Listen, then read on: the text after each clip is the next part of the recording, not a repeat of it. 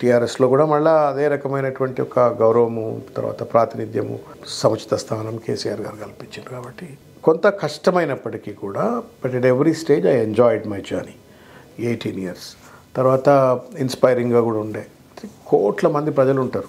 ఈ కోట్ల మంది ప్రజల్లో అందరూ గొంతుకలు కాలేరు కదా. మనకంటే బాగా తెలియకైన వాళ్ళు చాలామంది ఉంటారు. మనకంటే ఉన్నతమైనటువంటి సామాజిక వర్గాలు కావచ్చు, ఆర్థికపరమైనటువంటి నేపథ్యాలు కావచ్చు, చాలామంది ఉంటారు. But God has not made them to represent the way God has given me an opportunity to represent. కాబట్టి I feel I'm blessed and I feel I'm blessed to have worked with KCR garu. ముఖ్యంగా తెలంగాణ ఉద్యమంలో వారితో కలిసి పనిచేయటం అనేటువంటిది ఈ జన్మకు అదృష్టం. అది అంటే ఎప్పుడు అనుకునేవాళ్ళం, స్వాతంత్ర పోరాటంలో లేం మనము, గాంధీతో పాటు మనం పనిచేయలే, నెహ్రూతో పనిచేయలే, సర్దార్ వల్లభాయ్ పటేల్తో పనిచేయలే, సుభాష్ చంద్రబోస్తో పనిచేయలేదని.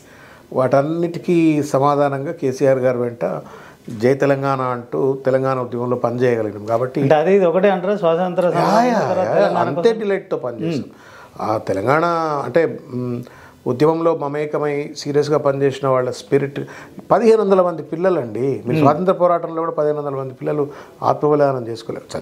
అంటే పోలీస్ కాల్పుల్లో లేకపోతే ఇంకా ఏదైనా బ్రిటిష్ వాళ్ళ దాష్టికాలకో, లేకపోతే బ్రిటిష్ వాళ్ళు దండయాత్రలు చేస్తే ఝాన్సీ లక్ష్మీబాయి బాయి లాంటి వాళ్ళు, తాంతియా తోపే, ఇటువంటి పెద్ద పెద్ద యోధులు చనిపోయినట్టుగా సంఘటనలు కనబడతాయి. కానీ ఒక ఉద్యమంలో, ఒక లిబరేషన్ కోసం, ఒక ఆత్మగౌరవం కోసం, ఒక విముక్తి పోరాటం 400 మంది 69లో చనిపోయినారు.